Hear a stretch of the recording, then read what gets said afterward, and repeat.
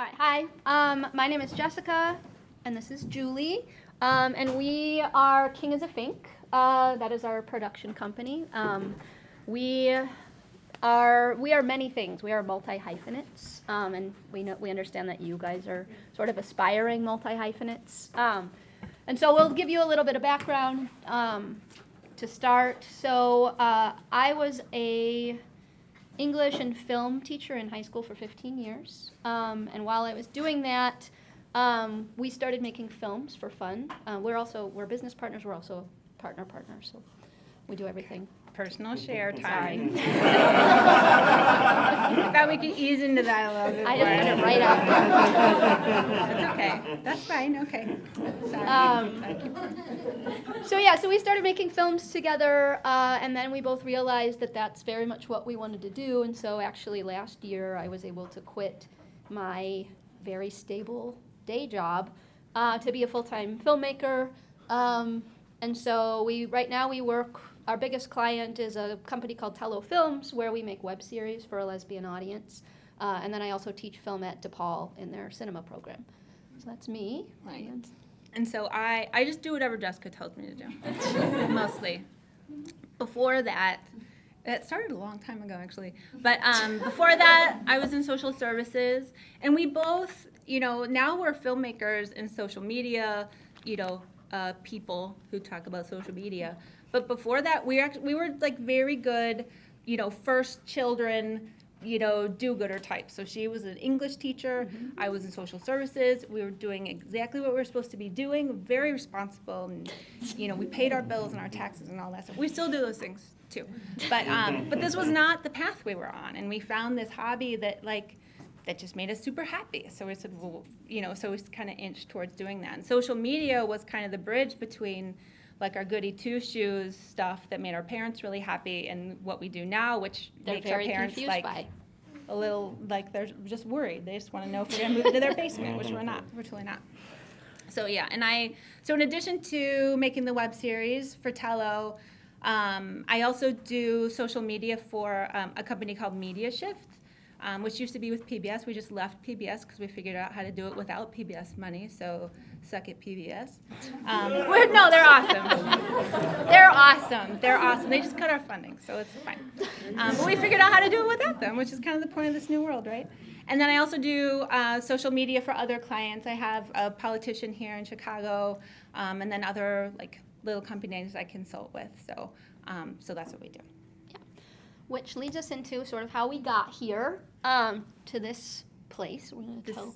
It's not a birds and the bees conversation. No. That's for lunchtime. So basically, that's us, the little pink one, tweeting from Chicago.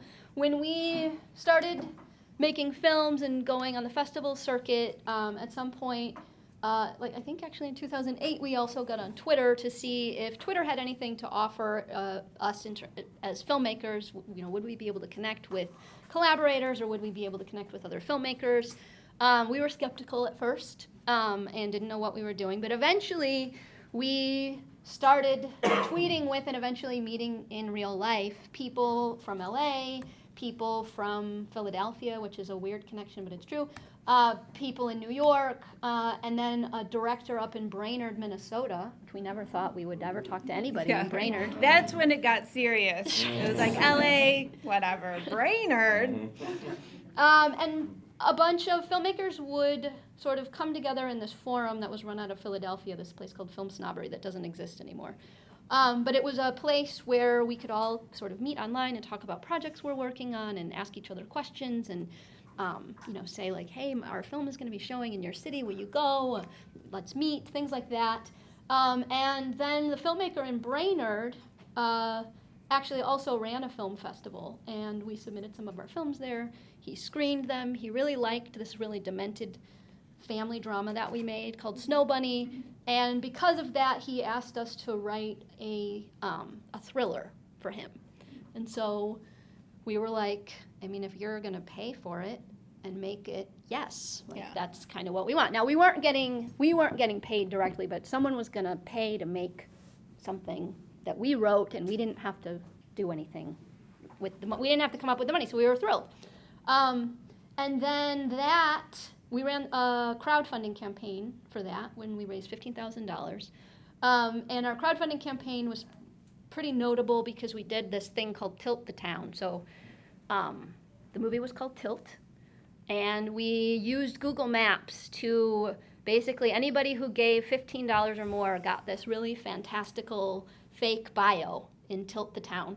And they were really fun and playful, and everyone in Tilt the Town was connected to one another through their social media accounts and in the town itself, and it would like link to websites. So it suddenly became this little community, and the community started playing as their personas from Tilt the Town on social media to the point where we didn't have to ask for money anymore.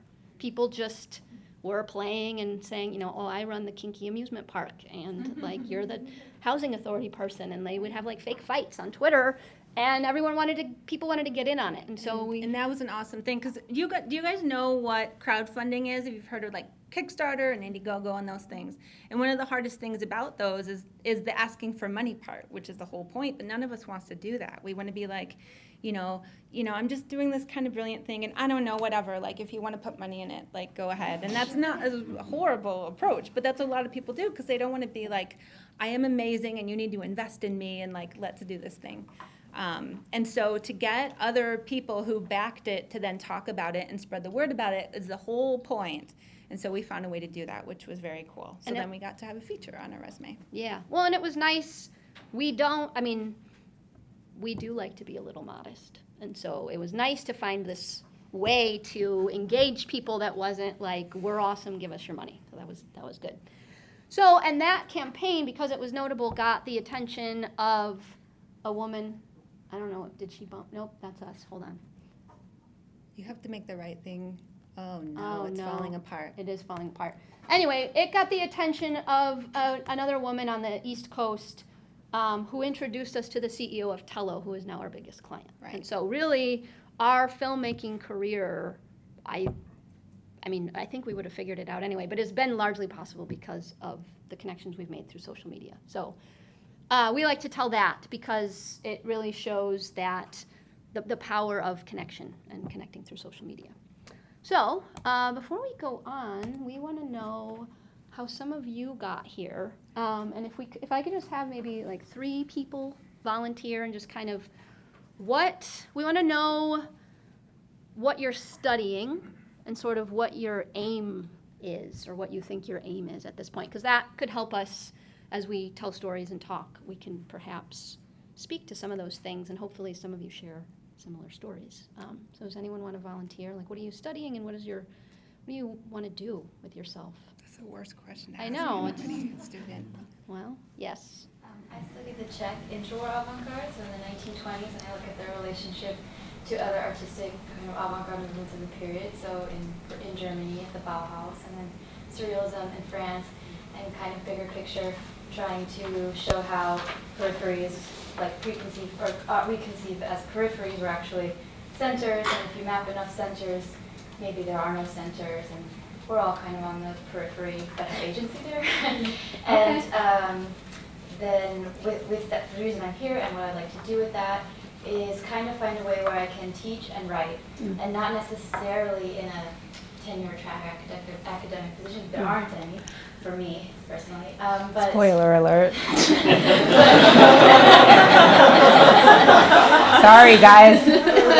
But yeah, to kind of figure out good outlets where I can write in long form, kind of essay format, and use the skills that I have to kind of have a larger impact, or make the things that I've studied or think about more relevant to a larger audience, and also have a teaching component on like an adjunct or lecture type of format. Cool. Great, thank Good. you. Thank you. To Paul. Okay. Thank you. Good.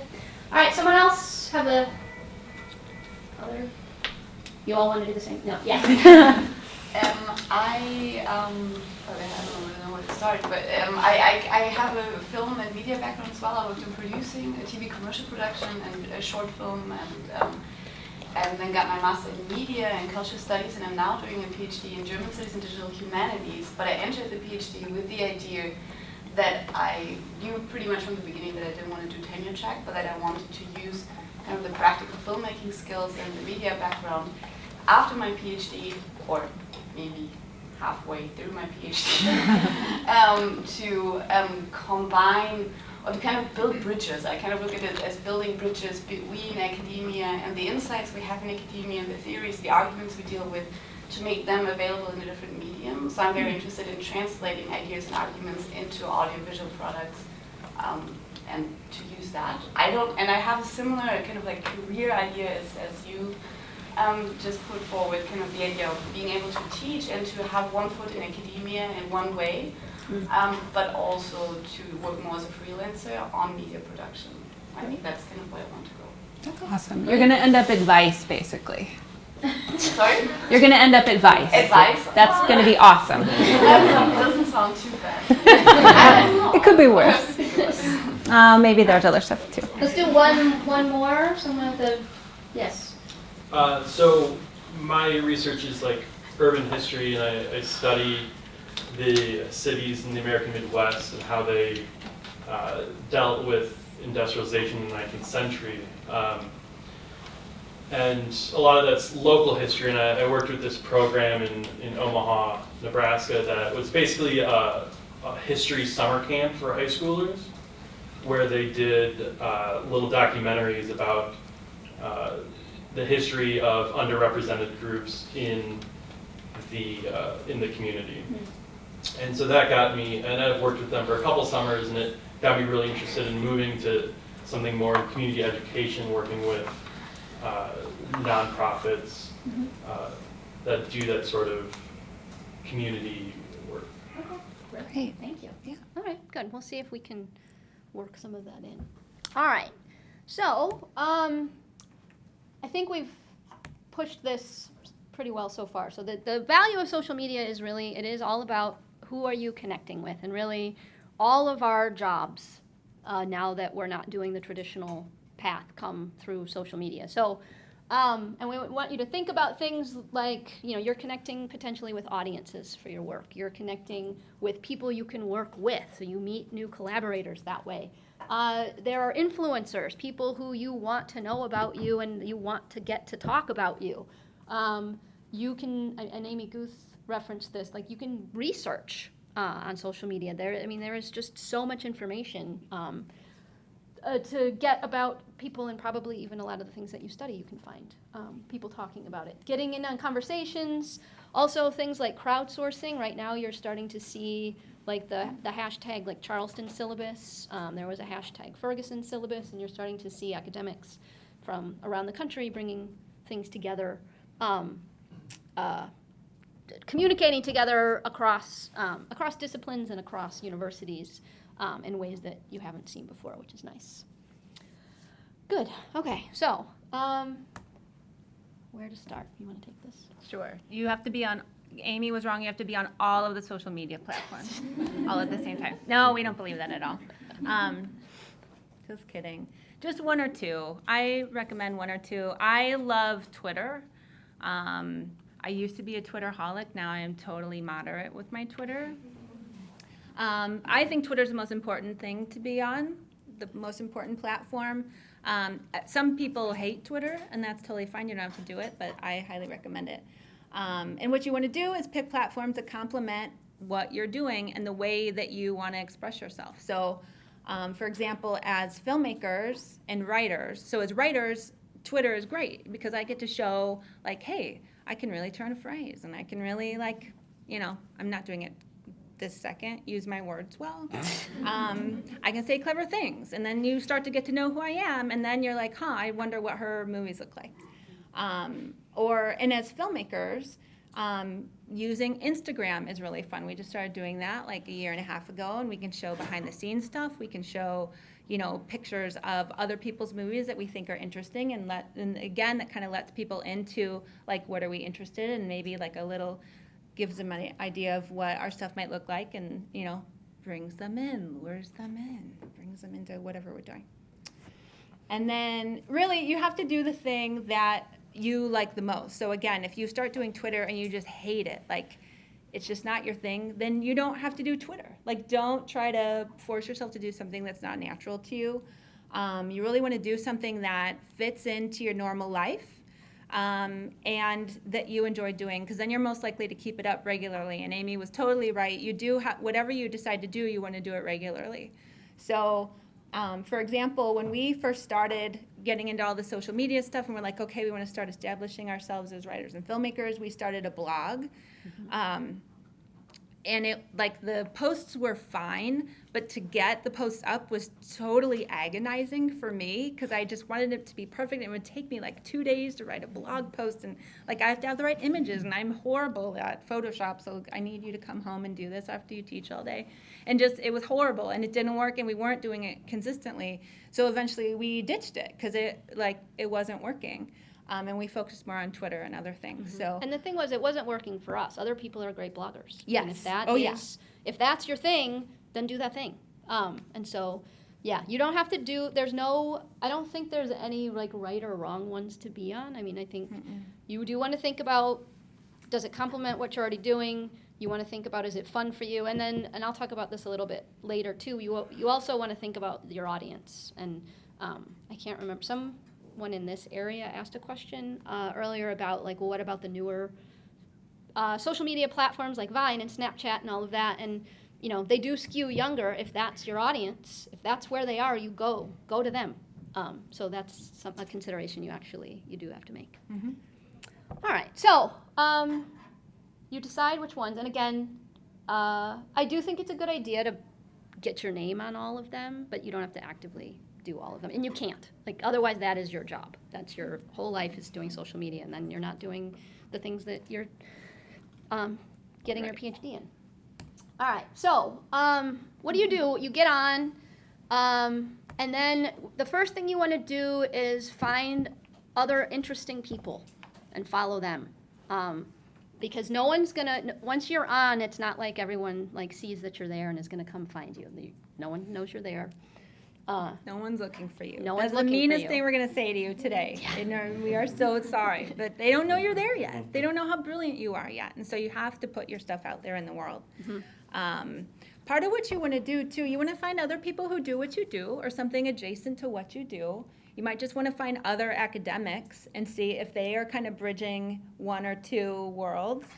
And you also just want to find and follow people that you think are interesting, like your favorite comedian or, the news anchor pops into my head. I don't know. Are there still like amazing news anchors? Follow Katie Couric. Follow people you think are interesting and see how they tweet.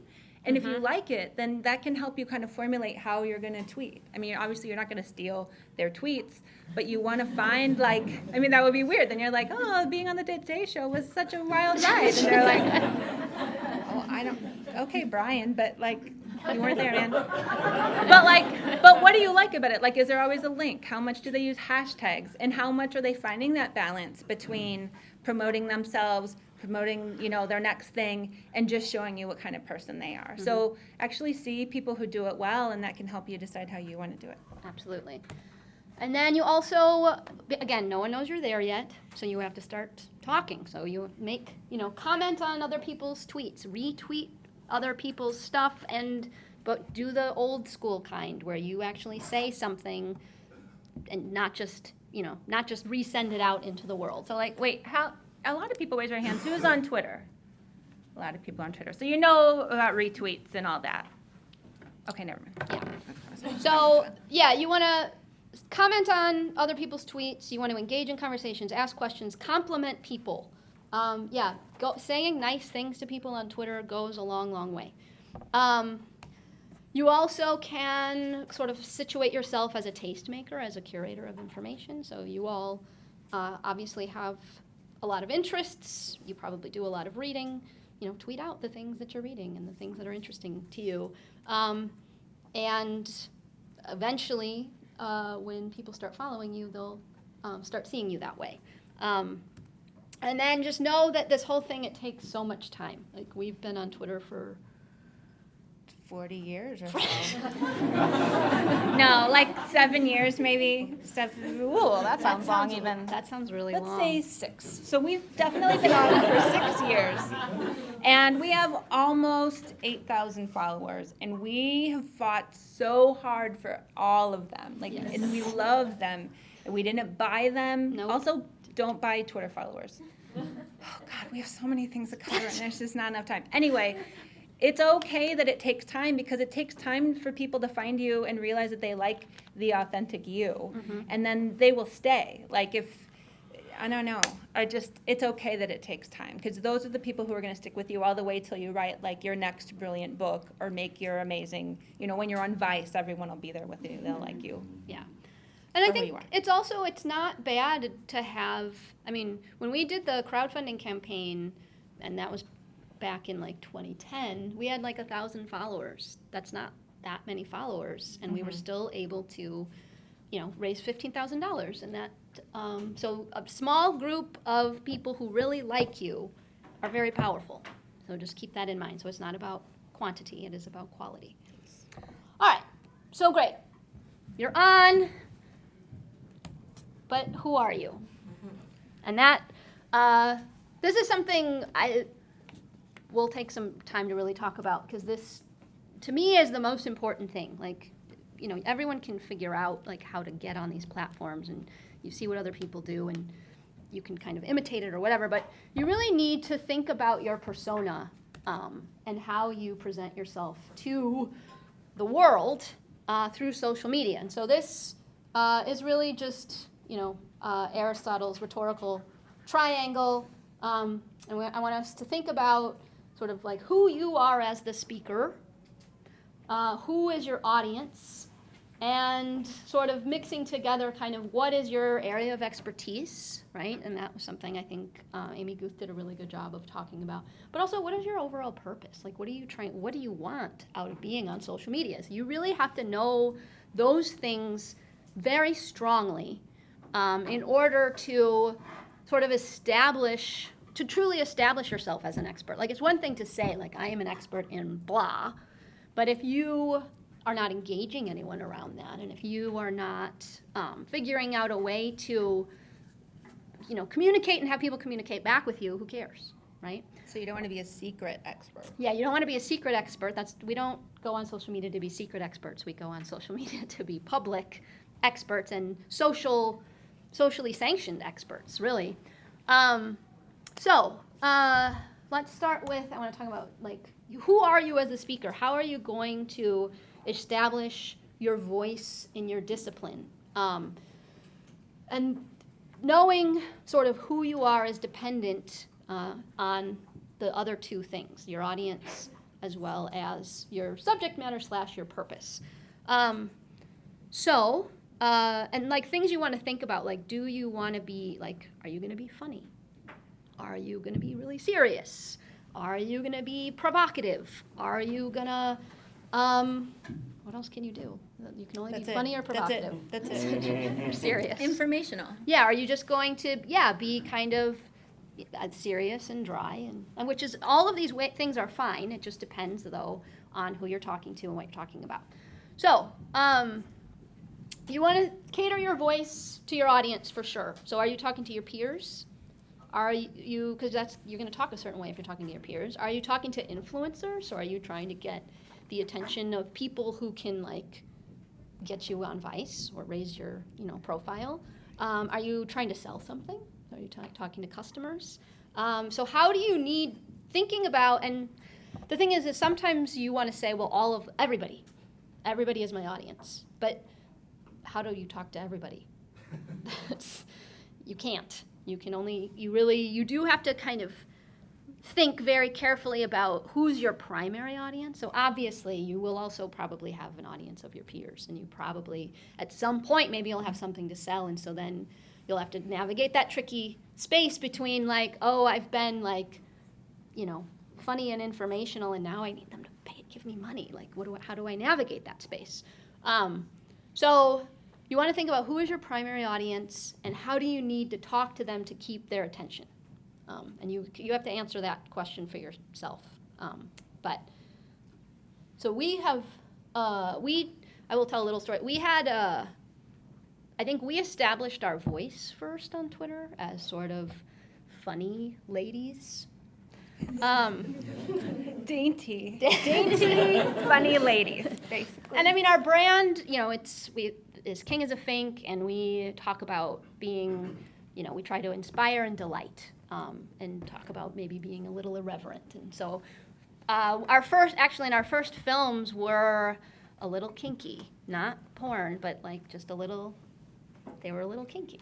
They were. And funny.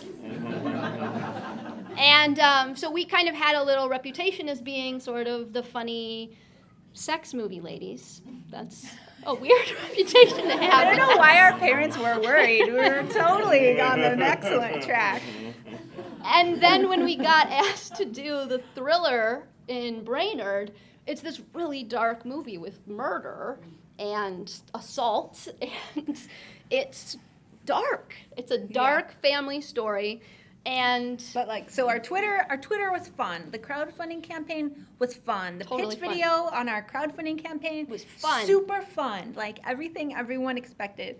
And then a few months later, the trailer comes out, and everyone was like, "What was that?" Like, we didn't know that you guys did that. And we're like, we had a lot of stuff going on. But we did have to kind of then navigate, like, well, we are like writers who like make stuff up in like lots of different genres. And so, yeah, it was an interesting experience. It was. It was an awesome trailer too. But they just did not know that no was one coming. expected it because we were just funny and playful, and Yeah. then all of a sudden there's murder. Right. But it was interesting too, because that after that we ended up we made a documentary about Friendly Fire, and so like the murder had kind of prepared people for the fact that we had other serious interests and that we Yeah. weren't just funny ladies. Right. So, yes, so that kind of all happened because we didn't really think about any of these things before we started. We just kind of got on and started playing. But I do think, especially if you are all looking at like, I'm building a career, these are things you want to think about first so you don't end up in the weird situation. Right. With the murder With stuff. yeah. And then you want to think about what is, you all know your subject area.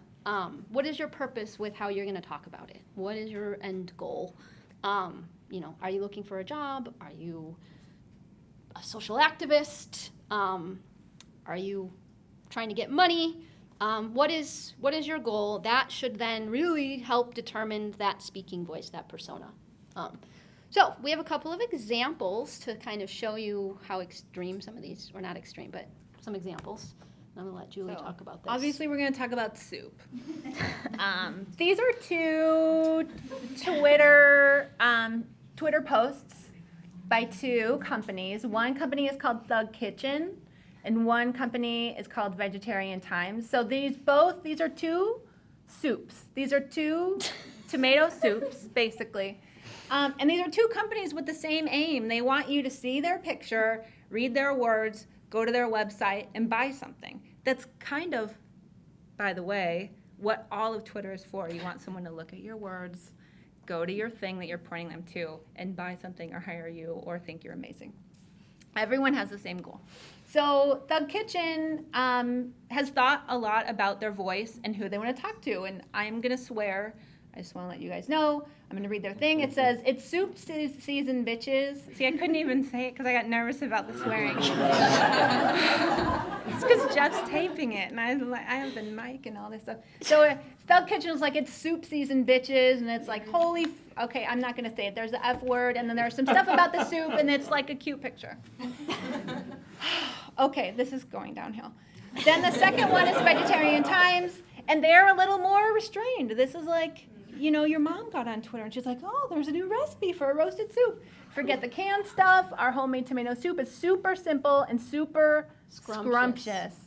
Thug Kitchen is not going to say super scrumptious. They're going to say something else. It says super scrumptious motherfuckers. Yes. Thank you so You're much. welcome. If there's any more swearing, I'm pulling you up here. Right. So, but they're trying to do the exact same thing. They're just trying to do it. They're just doing it in a different way, and Well, they've thought it out very carefully. And they're doing it for different audiences. Yes. So, our moms are at Whole Foods buying the Vegetarian Times. Thug Kitchen is talking to straight edge vegans who are, Yes. covered in tattoos and living a rough life with their vegetarian soup. we might have some. We might, I don't know. We love straight edge vegans. Yeah. So anyway, really, they have the same product. The pictures are almost Pictures identical. are almost identical. Yeah. They just have a different tone because their audience is different. That's it. Yeah. So I think that's fun to play with those kinds of things. And then I pulled some stuff from some Instagram accounts I follow. I don't know. This guy Devin Allen is kind of blowing up. He is a photographer, and he's kind of actually. He started out. He's kind of an amateur photographer. But he was on the ground during the Baltimore riots and started taking pictures of what was going on. And if you probably recognize the one in the middle that ended up on Time magazine. He was just a kid playing with his camera on Instagram and happened to be very much in the right place at the right time and loves photography. or the wrong place. Well, Well, yes. anyway, for his career, right place. Yes, and so now he, and if you go and look at his Instagram feed, it's pretty interesting. I don't know that he's totally found his voice yet, but he's getting there, and certainly being there during the riot, so there's a whole ton of pictures where that is his subject matter, and then you can start seeing him now. He's kind of he's trying to figure out kind of how to capitalize on that, so that he's an interesting case to look at. And then another sort of subject matter one that I love is just this Naomi 326.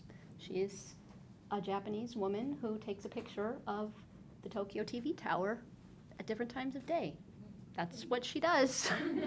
And she has a ton of followers. And sometimes she takes pictures of other stuff, but mostly it's this. And so she's kind of just known as for this particular subject matter. And so sometimes you can really sort of curate something around a very particular subject matter. And so I think looking at examples of people who do that or are starting to do that, I think is helpful to figuring out like what are you going to be known for. All right, so all that is to say this is really about, finesse. It's not just, who you are, like your academics or your educators, or you have this subject area knowledge, but how are you presenting that to the world is, I think, the key to doing social media well. Yeah, Yeah. I agree with that. All right, so we have a couple of quick sort of do's and don'ts. All right, so. All right, so these are some ways that you can exist on social media. You can do one of these or you can do all of these, but you can be flirtatious. Social media is super fun and super fast, and it can be super flirty. And I don't mean like in a hookup way. I just mean like, you give people compliments, you flatter them, you're like, hey, I saw you did this thing. Well, I do something kind of similar to that. I mean, it's a little like, hey, show me yours and I'll show you mine, and it's good, and it's fun, and it's good, it's positive. It's very positive. Okay. Yeah. You don't have to sleep with anybody. Right. Calm down, you guys. Social media can be collaborative, and so like, hey, I'm working on this thing. Oh my gosh, I saw you're also working on this thing. Why don't we work on this thing together? Mm-hmm. I already said positive. It also can be provocative. It doesn't have to be all fun, nicey nice, funny, like we like to do it. It can also be like, this thing just happened and I am so mad and I have an opinion about it. Mm-hmm. And I just saw that you tweeted this thing, Erica, and I totally disagree with you, and let's talk about it. Yeah, you can be challenging. Yes, absolutely. We do, whenever we talk about social media, we do really stress the positivity because we all know that the internet is full of hideousness as well. And so everything we promote is meant to be positive, and I consider being provocative a form of positive thing, as long as you're not like name calling and being a jerk. And then just be supportive of other people's work. That's definitely, you want to start out that way for sure. Like, because again, no one knows you're there. And so if you are very supportive in the beginning, that's going to bring people's attention to you. Yeah, and it's so easy to be like, hey, I read this great article, here's a link to it, and like, here's the Twitter handle of the person who wrote it. They're going to see that. Mm-hmm. And if you do that a few times, not in a stalkery, like every single day, 50 times a day way, like once in a while when they do something that resonates with you, they'll notice that, they'll pay attention, and then maybe down the line they'll do the same thing for you. Yep. Good. Which is nice. So now we're going to tell you how not to be, and this is all based on stuff we see every day. So, and I just want to, before, I mean, I think when you see some of these, you're like, of course, I would never do that. But we Not have to. you guys. Not You guys won't do these things. But I think we have to remember social media, I think social media does stuff to people. It makes us sad sometimes. It makes us feel competitive. It makes us feel like we're lacking in some way because everyone else is having such a great time. And so that, I think, can sometimes make us act poorly. And so we have to be careful of. And so these are the worst things we see. So we see. Yeah, you act bratty. Like, oh, you know, Brian and Erica are at this thing. I hope they're having fun. I wasn't invited. It's like, great. No, right. That's fine. Yeah, or like we see people being really bratty about crowdfunding campaigns and Yeah. like, why didn't anyone donate today? Sure. Wow. And has anyone run a crowdfunding campaign? It's horrible. You should never do it. No, they're great. I mean, if you do them right, it's hard though. Yeah. And you can't, like, if you're in like the 14th day and you know you're not halfway funded and you're like, oh my God, what's the point? Now this is like so public and I'm never gonna make it. And you're like, you guys, I've given all of yours. Like, it's your get away from the keyboard. Get away from the keyboard. Don't type it. Think Yeah. it. Say it to your friend out loud in a private space. Don't put it on Twitter. Yeah. And then Amy talked about this a little bit. Beware of the bullhorn. Like, you don't want to just be constantly talking about yourself. No one likes that. No one likes that person at a party. No one wants to sit next to that person on the bus. We don't want to see you on Twitter or Facebook or Instagram either. Right. Snobby people who are above it. And sometimes academics tend to fall into this a little bit. You guys. Not you guys. The other guys.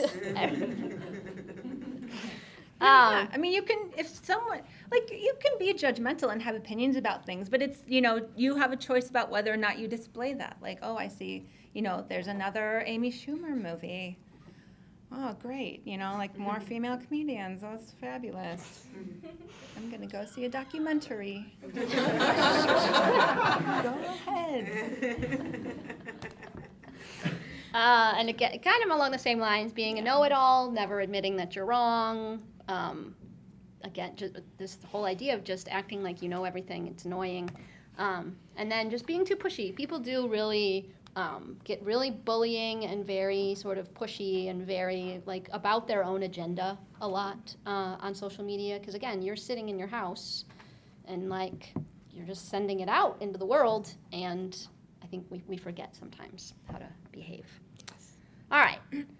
So, I wanted to bring up two kind of pitfalls, and I brought up kind of two cases of recent sort of academics who have gotten in trouble online. I don't know if you guys pay attention to these things. Yes.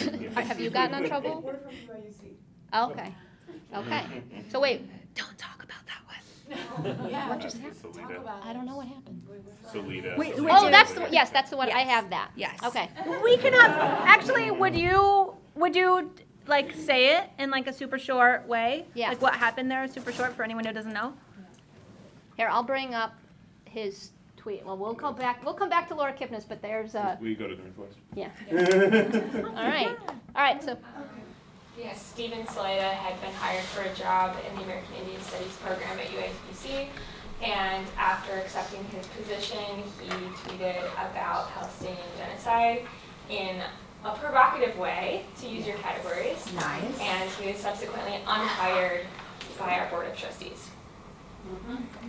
There were a series of protests, small protests, yeah. and I was on Al Jazeera. And it was Naturally. awesome. Good call on their part.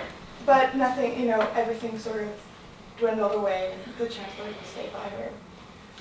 But now and then she kind of switched it to a different campaign that was about civility. And also, our university has spent over $1 million in outside legal funding, not counting in-house lawyers, in order to defend its position. Holy Right, and he was never There's still he's not there. No. Right. But he has lawsuits against the university. He does, and because of a Freedom of Information Act request he put through, it's been discovered that the chancellor's line is a fib. that in fact there are internal communications indicating that there was donor pressure on the board and on her to make these decisions. And so the initial rationales are seen for the untruths that they were suspected to be. Yeah, since this is being filmed, we actually shouldn't even be talking about Oh, no. Wait. This has come up again and again. and Jeff, we again. need you to cut this part out. So, wait. I want to So yeah, So yeah, and all of this, you know, this super complicated thing with lots of dollars and people is from Twitter. It started with Twitter. It started That's with Twitter. crazy. yes. That's crazy. It is. Well, and then, so there's the Salida case, and then there's also, do you guys know about Laura Kipnis? Yeah. We have some Northwestern people here. Do you want to? Take it away. No. I mean, I don't know that I have any special insight in it because I'm at Northwestern, we're just at Northwestern. But I know, everything I know is through the same media that Social you know media. about Sure, it. sure. Always, I'm not yeah. like Yeah.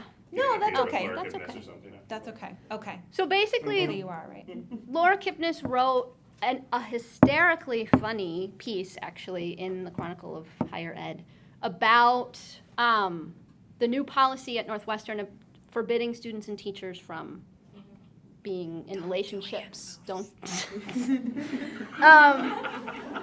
And so it was an opinion piece, and people went crazy about it. In particular, students at the school felt that it was very threatening to them. And then she also did some tweeting about it, which they also found threatening. And because they felt threatened by her opinions, they brought a Title IX case against her. And then she went through this very sort of Kafkaesque inquisition where she wasn't allowed to have a lawyer, where like the person who she was allowed to have a witness come with her, but then that person also had a Title IX thing brought against them. And so it just became this really big mess, and part of it was because of things that she was saying on Twitter that students found threatening. I guess I do want to All jump right. in here. Yeah. I don't want to get too heavy into it, but part of what was at issue was a professor charged with Yes. sexual assault, Yes. and that many people found that, and there was an ongoing legal investigation, and found her as a tenured professor at Northwestern writing in the Chronicle of Higher Education, saying things that were very dismissive of the particular charges in that Sure. particular case. Sure. So Sure. the framing of it as it was a hysterically funny Yes. satirical piece is in some ways dismissive of I- the real or perceived Right. impact it may or may not have had on an actual investigation into an actual sexual Sure. assault charge. Yes, that is all true. I do think, I don't know, I think she didn't, in my reading of it, I didn't feel like she said anything that was particularly inflammatory. But I understand that students felt that it was. And she had a very different kind of platform to say that than the students Sure. in question. right? Absolutely. Sure. I do. I think it is very complicated, and this whole thing is very sensitive. One thing, the main reason for us bringing this up is just, you know, for you guys moving forward with your careers, you just have to be aware now that this is a part of your life. Like, and it has to inform how you're going to use social media or not use social media. And so, you know, we are filmmakers and, you know, and entertainers. And so it's, you know, we're not going to get fired from a university or lose our job that we were going to get from a university for something that we tweet. Like, maybe I won't work for, I don't know, the politician I work for, but that doesn't seem to be a problem. right. But so we have a lot more freedom to do stuff like that. And we're not going to tell you to tweet certain things or not tweet certain things, but you do definitely have to be aware of that. And like, you know, anything that you put out there in the public is public. Yeah. So. Well, and Laura Kipnis, I mean, she has made her name she's a polemicist. She's provocative. She says things that are not necessarily popular. She says things that are very challenging in a very purposeful way, and she's continued to do that despite the criticism and despite the Title IX thing. And people have then also said, well, but she can only do that because she's tenured, and what about the rest of us? And so, yes, this is all just to say you need to be aware that everything that you put out in the world is public, and that that do you want to be measured in your speech, or do you want to, be a little more controversial? And just know if you're controversial, there are probably at some point maybe consequences. Yeah. One thing that Amy said that I thought was really good, I just want to make sure I'm not screwing anything up. No, you're just going to stay. Is the question of, do you have separate accounts? Do I have like the Me academic account? That's funny to think about it. I would never do that. But like Julie Keck professional, and then Julie Keck, puppet, clown. I would never have two separate things because, everything that Amy said is totally spot on. And also, like, it's all out there. And, like if I Google your name, I'm going to find both of your accounts because they're both there. Like, you're not hiding from anyone. It's like a little kid who pulls, the blanket over their head in the stroller. Like, well, you're going to find them, right? So there's no separating. And you can't be two different people in the public sphere. Everyone's going to find, your stuff. Also, don't do nudie pics. That's outside of what we're supposed to talk about today, but I just want to protect you. Because I like you guys. Okay. So to kind of wrap it up, the whole thing is really about finding balance. You want to find balance amongst all the things that you do that you want to put out there, but also like how you spend your time. And so definitely be aware social media can be a time suck. And there are the people who think that social media is just a total waste of time. Those people are totally wrong. Don't listen to them. But you don't want to spend all your time doing it, because if you're only doing, you're only tweeting and Instagramming, you're not actually discovering all those amazing things that you guys specifically are discovering. Yeah. You have to do that amazing stuff and so that you have it to show. That's the only reason. You have to do the amazing stuff so you can show someone on social media. No, that's not quite right. You have to be doing your amazing stuff, and then consequently you will have amazing things to share on social media. Yeah. And so we definitely, have a social media plan. Think about, like, I'm doing this, from 10 to 10:30 in the morning, and then I'll check, back later at 4, from 4 to 4:15 or something, and really stick to it, because it is true. Why did you point at me? You did point this one. There might have been a time where I had to put her in, like, Twitter like jail. 7 years ago. We just started. She was a little obsessed. I found out I was amazing at it, and I went with it. And, blah, blah, blah, and now we're here. So I think it worked out. Yes. No, it's true. There was a long period of time where Jess was still teaching. I was home freelancing and writing, but really I was tweeting. And like, I'm networking. He was like, you did 1,000 tweets today. Back a little bit. Yeah, and I might have been sent to my parents for a week to finish a screenplay because I couldn't get off of Twitter and they didn't have Wi-Fi, allegedly. So all we're saying is, like, don't make it the center of your universe. It's an extra thing. It is. That goes. We already have that, and yeah, we also recommend, and this idea of creating crossover kind of is more a little bit geared towards thinking about, like, what you're going to be doing career-wise, and so whatever you're interested in doing, like, do that thing, and then also you can always find money teaching that thing as well. Yeah. All right, so we can't do anymore. we can't talk anymore. We're It's your exhausted. turn, and we know you guys have lots of questions. Yeah. Yes. How do I put this? I'm glad you brought up the nudie pics thing. I mean, that's really important. I thought it was the most important thing. Someone probably was like, we don't have time. Because I have at the top of my page other forms of social media, dating, etc. Because yeah, that is sort of like this thing that I know we weren't supposed to talk about, but I feel like that's something that is real. Yeah. And people are on OkCupid and all kinds of, seedier things. So I think that's important to, like, kind of talk about. And politicians are always slipping up. So I'm thinking about my Facebook. I've been on Facebook for 10 years now. Whoa. Nice. And I got it between high school and college. So there's just foolishness on there, right? And every day, Facebook now reminds you of, like, what happened on that day. And I'm just shocked at what's popping up from, 2005. And it just seems so exhausting to somehow somehow, like I have invested so much energy into this Clean shop. thing. Like, do you have any advice on a rubric for kind of like going back to before I had my shit together? I totally have a follow-up question to that, because yeah, like I think that probably a lot of people in this room, like myself, had the fortune/misfortune of being like 12 when social media was invented. So like MySpace, LiveJournal, all kinds of stuff that like you don't want anyone to find about you, but still exists on the internet. And like nobody remembers those passwords because they were like the boy that you had a crush on when you were 11. You know, it's like the name of him. So anyway, so like how do we go back and like curate that digital space, which is like a really scary archive of shame? Yeah. That's a really great question. See, we are so lucky. We are old. And so this wasn't around when we were in high school or college, and then like, whoa, you guys, that's like a big deal what you have going on there.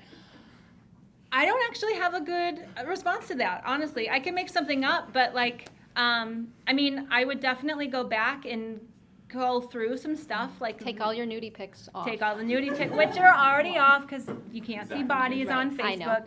But like, yeah, like the one, you know, oh look, I was so drunk and passed out in this one. Yeah, maybe take it off there because it's complicated. People can still see your stuff even if they're not your friend, right? And you know, I've heard about people having to give their or like friend people for job. On job applications or in the job application process, which is messed up. Don't ever do that. That's weird. Yeah, like some- your personal Facebook page is like, you should never do that. Don't take that job if you're asked to do that. But yeah, I mean, the only thing I could say is like, yeah, go back and get rid of any pictures that you just are embarrassed for a potential employer or collaborator to see. Yeah. Sorry, there are much better resources for that than us. Sorry.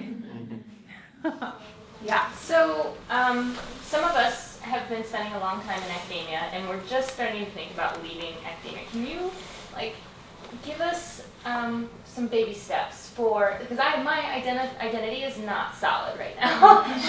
So I'm just wondering, I could spend a long time going in lots of different directions and then have this voice that's just like, ah, like I'm doing now. So baby steps? Baby steps. That's good. I mean, I think I can recount our baby steps were really just doing the thing that was allowing us to like pay our rent and eat food, and then slowly building our pile of work in terms of making films. And so we started, you know, we made like short little films just with just the two of us, and then eventually we got our friends involved, and then after that we actually hired real actors and kind of grew from there. And I think it just was a matter of following our interest, because I know I have a similar thing where I'm interested in so many things, but I found myself doing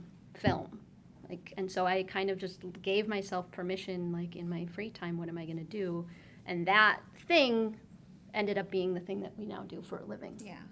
Are you also talking about on social media? How do you like curate your voice on social media? Yes, it's that and that. Okay. Yeah. So like as you're figuring out what are my interests, Yeah. and you're like, oh, and by the way, I'm supposed to be building this online presence. Yeah. So Yeah. I mean, and, well, with our online presence, we told you like we were a little, it took us a while to navigate that, which is why we know now like to tell people like you might want to think about these things first. But I still think, you know, your interests, if you have like a wide range of interests, then talk about those things on social media. You don't have to limit it. And then you want to think about, I would say, who do you want to pay attention to you more? So think about that. So like, here's my interests. I'm going to tweet about them or Instagram about them or whatever. And then whose attention do I want? And maybe what are some strategies to get their attention? Something like that. So think about letting your purpose dictate it instead of necessarily your interests. So your interests are just big, but your purpose for being there is what you focus on. That's what I would say. to this one, just a thought I had. I like this kind of approach of it, thinking more of it as a progress or like a process you go through.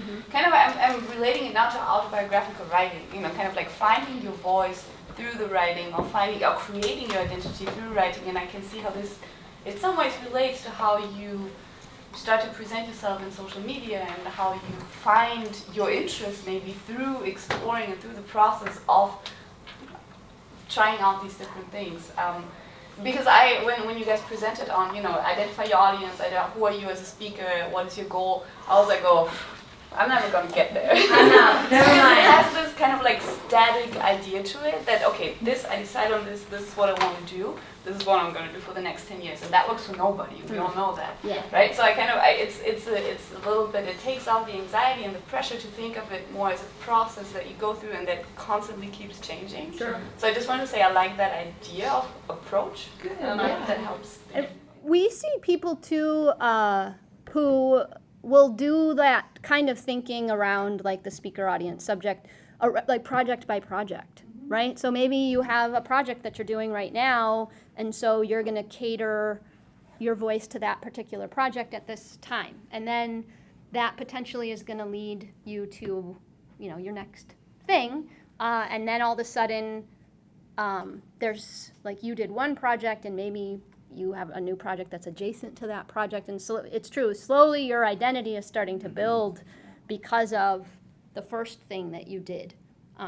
So I think that's another way to just think of it like project by project, like I'm writing a book right now, and so I'm going to be tweeting about this, and I'm going to be tweeting links to writers that are in my field, and I'm just going to cater it to this, knowing that at some point someone will find you or someone will engage with you around that there.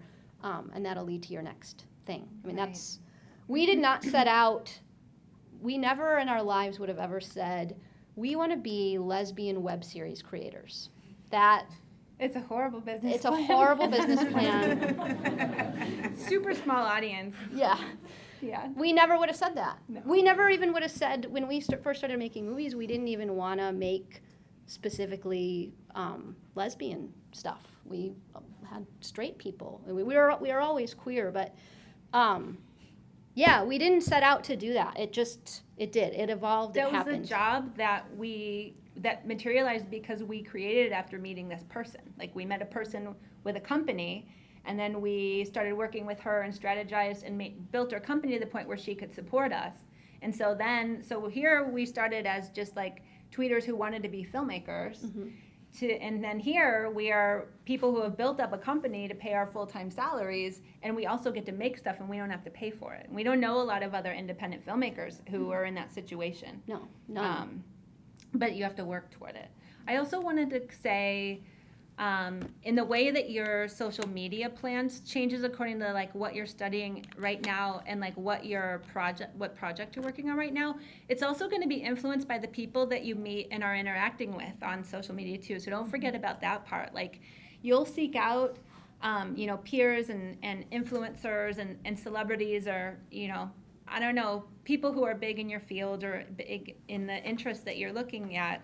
But there also are going to be other people that you don't even know you're going to meet yet, mm-hmm. that are going to kind of like, pull you onto this other path, like the filmmaker in Brainerd, or, the people who ran the forum in LA. Like we got you, and they will introduce you to new people. So that'll kind of drive where your social media presence goes too. And it's okay. Like you'll feel like you're going on a wrong path, but there's no wrong path. It's just the path that your social media takes you on. Mm-hmm. I have a question. How do you remain engaged with people who are not online? Because of course it's no secret that social media only really works for people who are on social media. Sure, and yeah. There's privilege involved with that, Mm-hmm. and the privilege of having time to spare and to create those skills, and also to, the financial privilege of being able to own devices. Yes. And so I'm just wondering, like, ways that you get around that and really connect with people outside of that. Community? Sure. I would say, we speak a lot of places, and teaching also does, you're in the room with the people. And we go to film festivals, and so, and like, that's not for everybody, but you guys have conferences in your field all the time. And so attending those things in person, I think, is really valuable. How else do we? I mean, one thing, because of the companies that I work for, I'm trying to think of other ways that we market. I do work for some primarily digital companies. So there isn't a lot of community outreach. So that's one, that is one drawback definitely to living more in the digital world. Yeah. So, yeah. Live events are good though. And word of mouth does still work. So don't despair with that. And we also, we both recommend meet the people you tweet with. Like when you make those connections online, find ways to actually engage with those people in real life. So we've made we've met and made friends with a lot of people we never would have imagined because of our online presence. Yeah. And so I think one of the things that's always good is to make that shift from the digital to in real life. Like you want those real connections. And one thing, pay attention to your gut. Like when you're tweeting with someone or you meet someone online, this goes for the dating stuff too, so it all comes full circle. If you feel like someone's kind of douchey or like, I don't know, like a little sketchy, like pay attention to that, and like you don't need to meet them in person. No. Unless they have some like amazing opportunity for you. Because we have totally found if someone feels sketchy online in those interactions, in real life, they are totally for real sketchy. So just save yourself some time. Yeah. Yeah. That's true. Yeah. This is two questions. One, you mentioned that you were a Twitterholic and now you're moderately using it, and this still seems a little abstract to me. So if you could go through sort of your Twitter day and map that out. Sure. And two is I got into a Twitter tiff, I guess, with white supremacists because of because of something that I had mentioned. In relationship to sort of Baltimore and the happenings in our world, and it was a moment where I was like, I don't know how to engage. I'm gonna see if I can productively disengage, because I also know that at any given moment, any of sort of my academic colleagues or like potential employers might be looking at this. So if you could talk about some of your strategies for disengaging or productively engaging with people who have very different political beliefs than you. Sure. All right, I'll take the first part. Okay. The second part's hard, so I'm gonna let you think about it. All right. So my Twitter day, so because I actually have clients that I do social media for, I actually do quite a bit of scheduling. So I get up early. So for Media Shift, I do like their newsletter, and then I do the promotion for all of their new posts for the day, and I schedule them ahead of time, which I never, when we started doing social media, I never would have said that was okay. Like I felt like it had to be just totally organic. It has to be like straight from my fingers to the internet, like just like beautiful, like a beautifully baked like cherry pie, like it's fresh out of the oven. But when I started working for companies, like that just was not feasible, because we're doing hundreds of tweets a day from multiple accounts. And so Amy uses TweetDeck, I use Hootsuite, and I like that a lot. I don't know what kind of volume that you're dealing with. If you're dealing with multiple accounts, that's okay. Yeah, a couple of accounts. Yeah, so definitely look into Hootsuite. There's a free version where you can be managing several accounts, and then there's a pro version that lets you use more, so it just depends on what you need. But it's a great tool. You can schedule things ahead of time, and actually within it, I can schedule everything. I mean, I can schedule Twitter, and Facebook and Google Plus and LinkedIn if we did that, which we don't. And I can't remember Instagram. I don't use it for Instagram. Yeah. And so, yeah. And I do all of that for all of the companies that I work for, and some writing, all within the span of about 4 hours in the morning.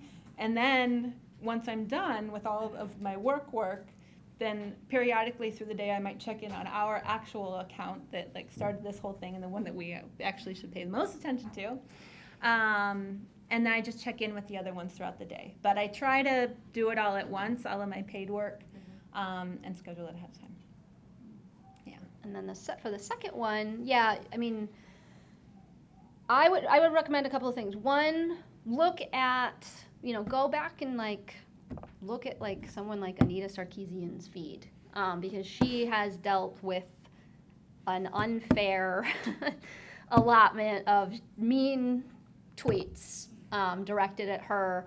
And so like you can look at like how does she handle it. Yeah, anyone who's tweeting anything in the realm of, you know, like in support of like looking into the Sandra Bland thing or Black Lives Matter, or anyone who tweets anything that's like pro-woman, they're all gonna get it at some point. And so I would look to see at what tactics people are using. Some tactics we've used are usually like, I think we're open to a conversation at first. Like if you're allowed to have different opinions. And so like if you try to have a conversation and the person is able to actually have a conversation, great. If not, then we've done like, thank you for your thoughts. Bye. Yeah. But do something nice. Like, and I know that's hard because, right, someone's a jerk or someone has heinous ideology that you don't agree with. You don't want to be nice to that person, but actually that often will quiet someone. So, you know, I value your opinion. I'm going over here now.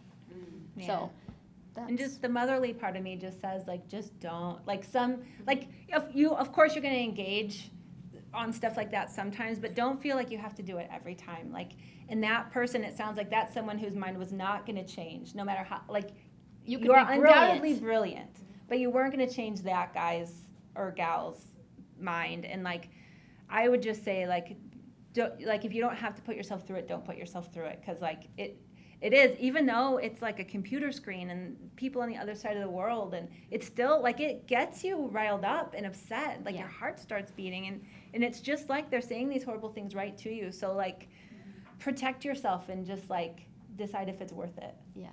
Yeah, I do think I trust your judgment.